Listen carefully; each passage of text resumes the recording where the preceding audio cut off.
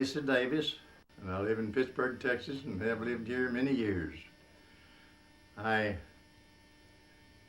I was born down between here and Gilmer, just a short distance from here.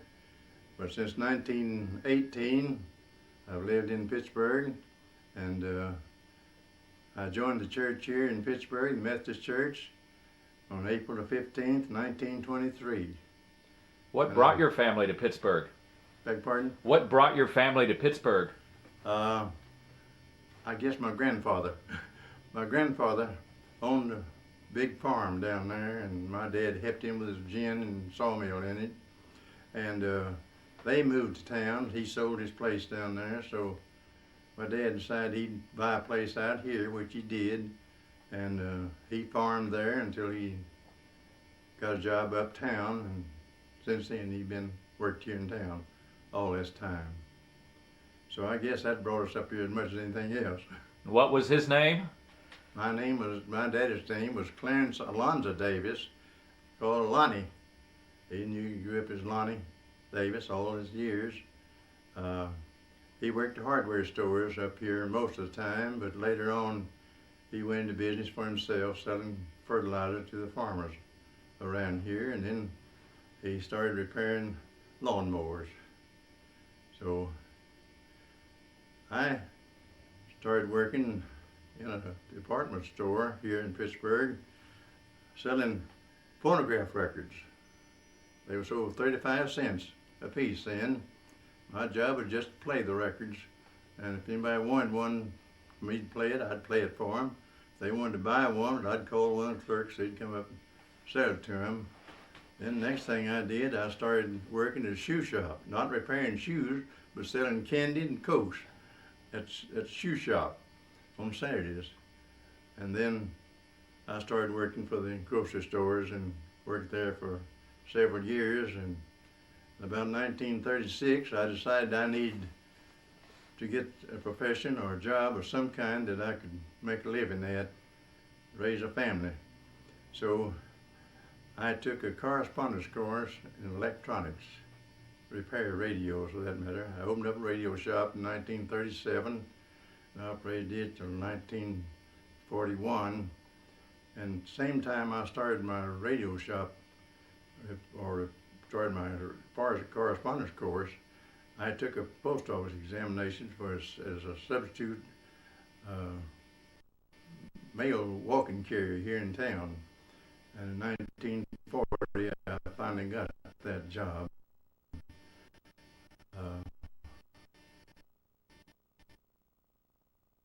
And then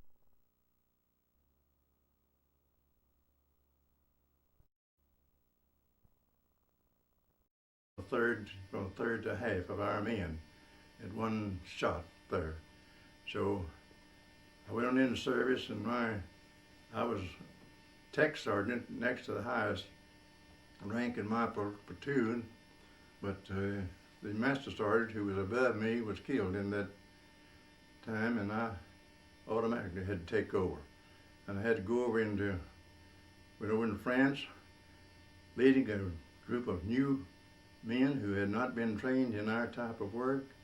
I had to train them, had to do the operation that we were supposed to do, and shortly after they called me in for a formation and gave me the Bronze Star Medal for doing that at that time. We went on through the war, and at the end of the war I was supposed to come home.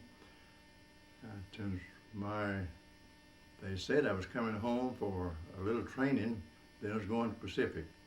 But the atom bomb stopped that. So I didn't have to go to Pacific. I came home earlier than most of the other boys in my outfit, but I got out quicker by being here, by coming home, because they canceled everything and discharging everybody. I joined the church, I believe I said April 15th, 1923. I have served as several things in the church. The first thing I did, I was called upon to be assistant secretary of the Sunday school. I was a little older than most of the people who were in my age group. I mean, I stayed in Pittsburgh while most of them went to college. So they finally put me into teaching a Sunday school class. And I had a bunch of boys, and among them was Dick White and L.B. Broach, who finally became a preacher. Were they good students?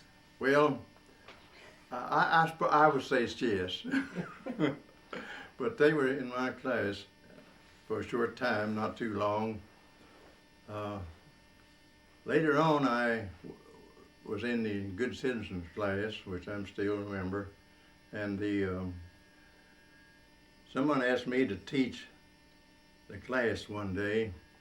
Well, I taught it, which was my mistake. The next thing I knew, I was teaching off and on that class, and then a young man came to me and asked me, says, the second mile class wants you to teach the lesson next Sunday at their class. Well, I went over there and started teaching that class. And after the class was over, he said, I guess you know you've been elected teacher of this class. So for 10 years, I taught the second mile class here. Were you happy doing that, or did you feel coerced? Well, I don't know. I'd rather they'd say. Okay. But finally, the Methodist Church started a new series. They went from the Bible to story writers. This is about 1970, as I recall.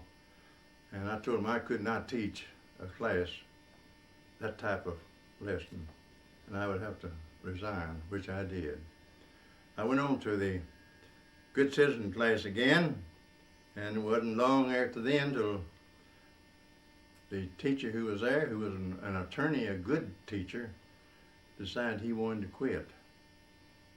I don't know whether he was quitting hoping I'd take over or what, but anyway, I was asked to teach, and I said, no, I've had enough of it. And they said, well, I agreed to teach it 1 month. At the end of that time, they said, you've got to stay. Well, I stayed 10 years there. So I taught Sunday school classes, adult Sunday school classes for 20 years in this church. I have served as a lay leader. I have served as chairman of the board.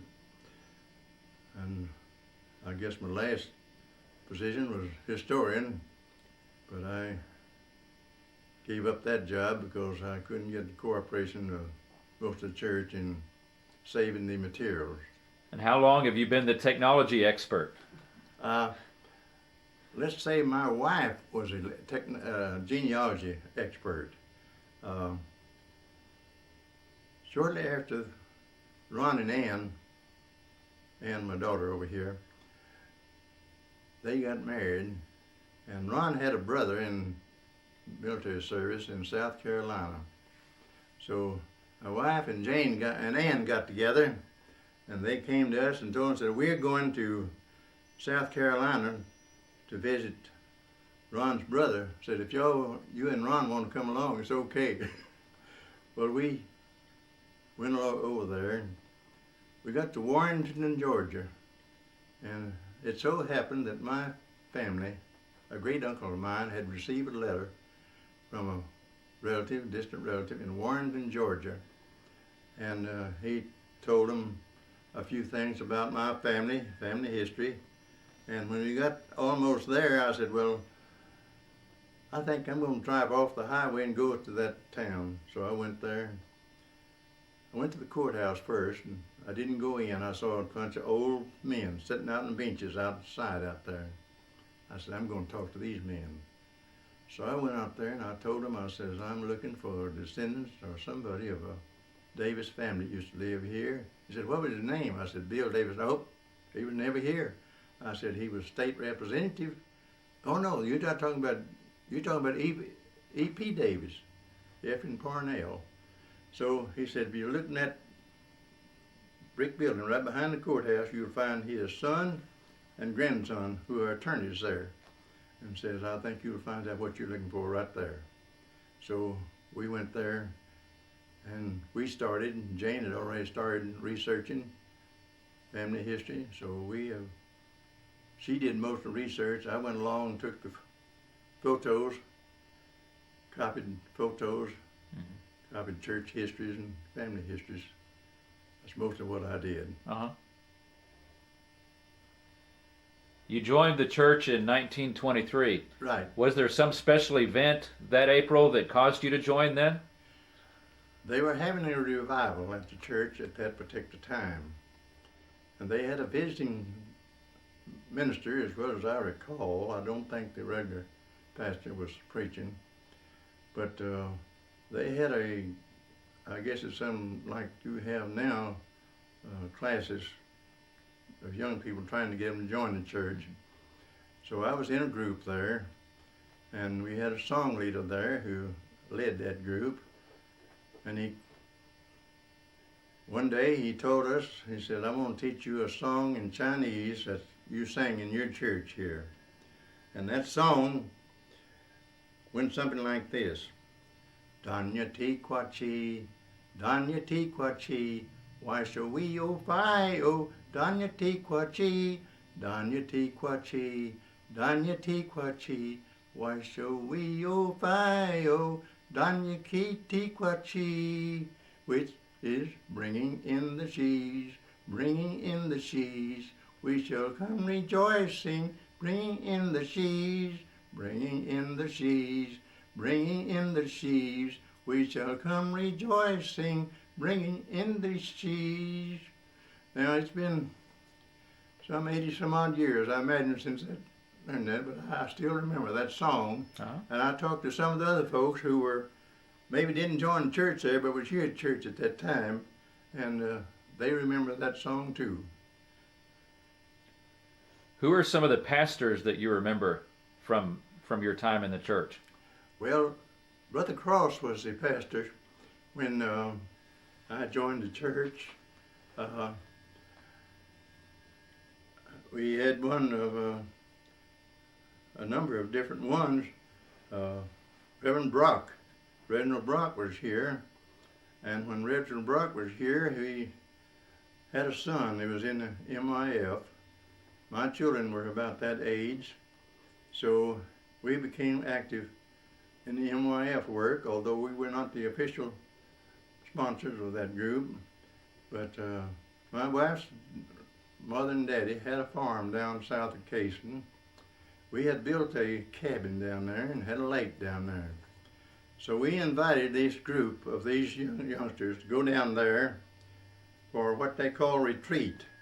They'd go down there and try to plan their program for the next year.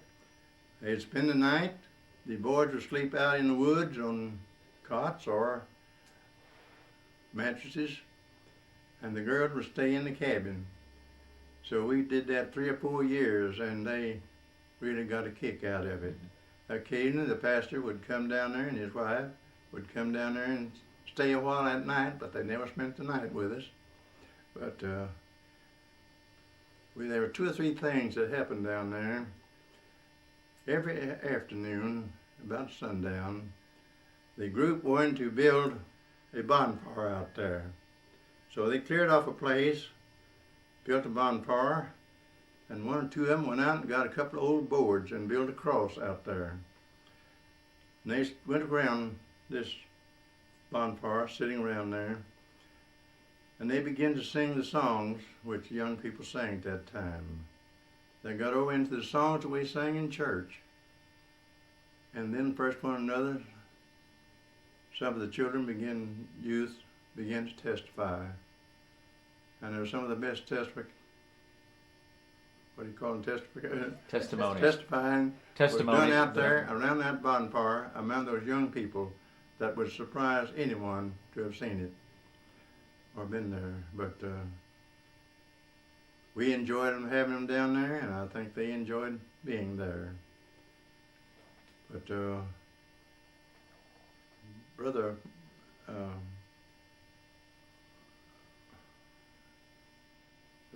my mind slipped now, but I remember the preachers. Brother Dudley was here, at the time, about just before the time of our 100th church anniversary. He was here.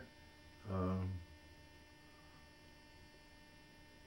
afraid to say something I get wrong there. Weldon Morton was here.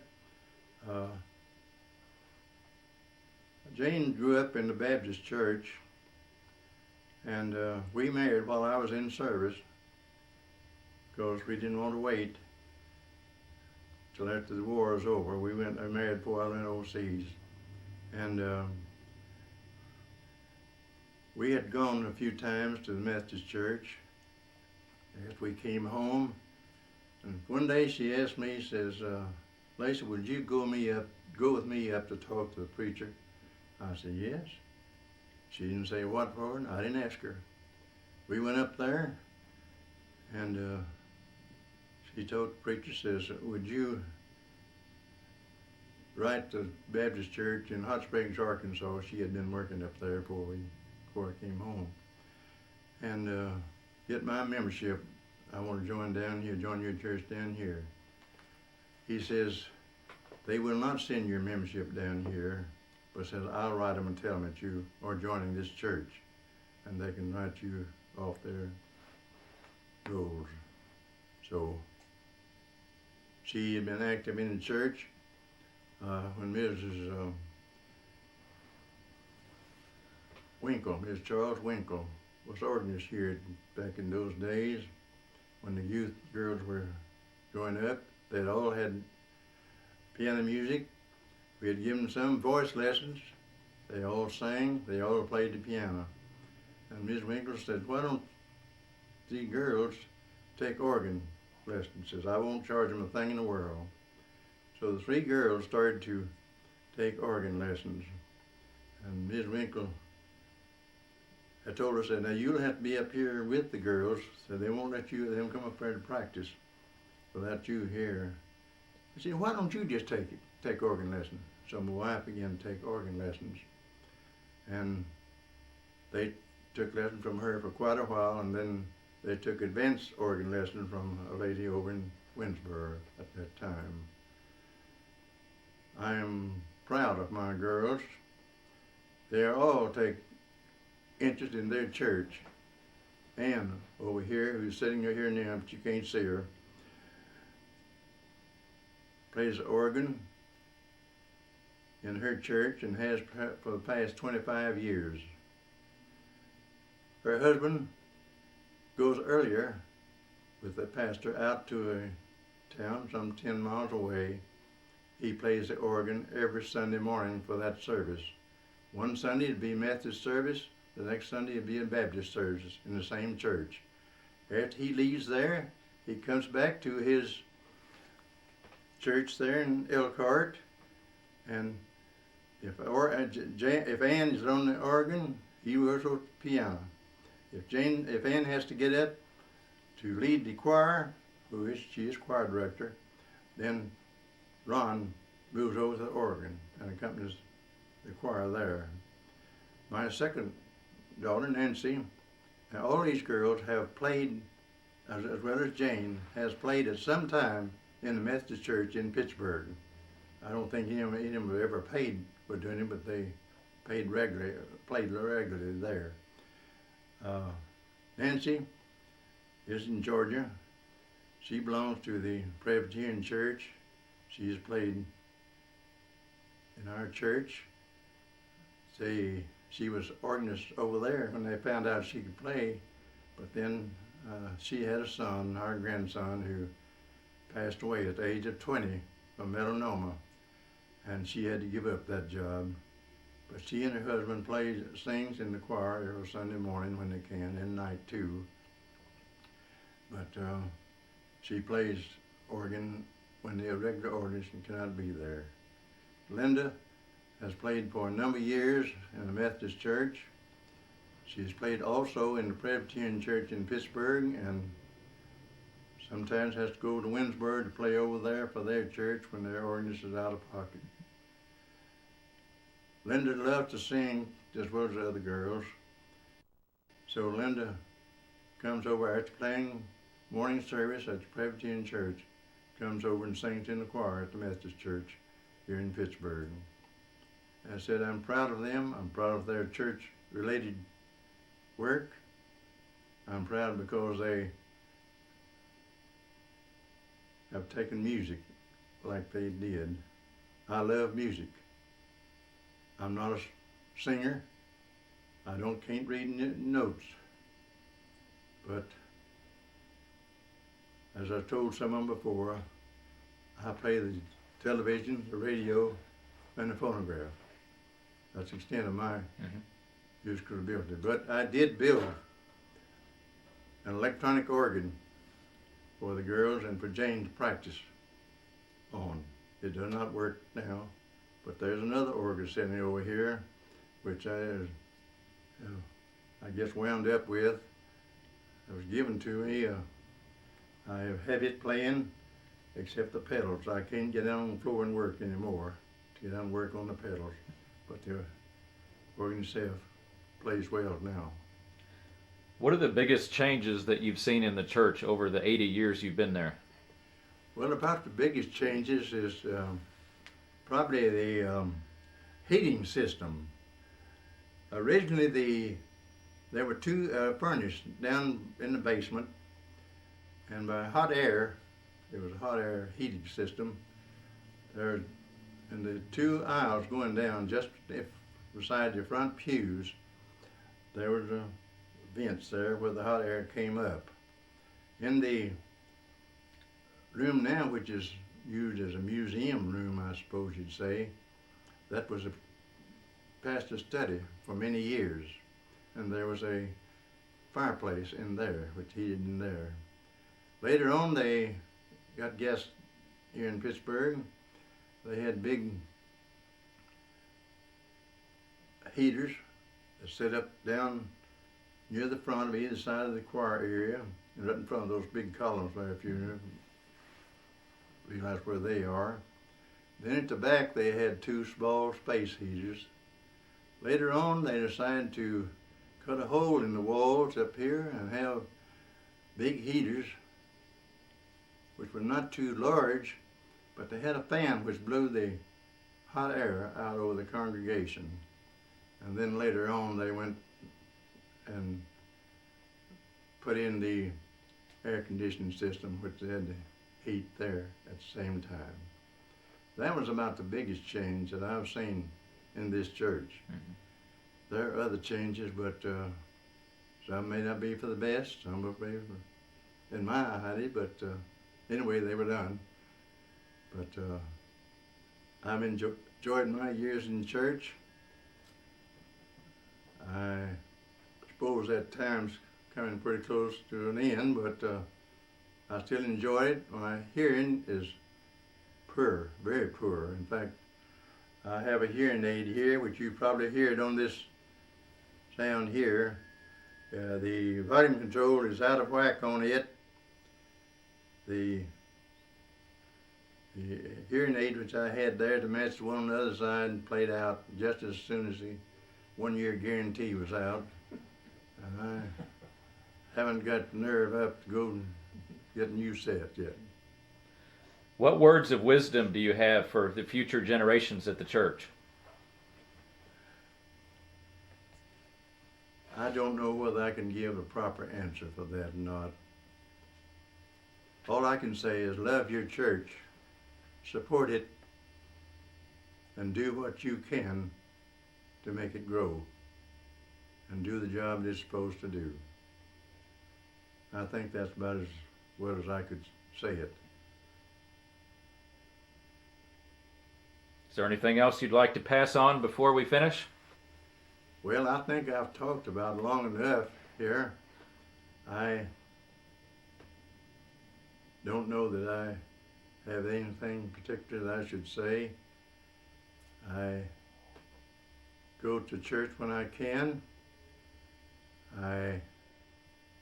My hearing is such that I cannot understand what the announcements, what the pastor says. But I go to support the church. I don't blame my hearing necessarily on anything. It might be partly on the sound system. It might be partly on the acoustics in the church. But then again, I think that most of it is in my physical part of hearing right here. I don't enjoy my TV programs anymore and trying to listen to music. Sometimes I can understand it and enjoy it, but other times some of the notes are missing. Well, thanks for sharing. I'm happy to be part of it.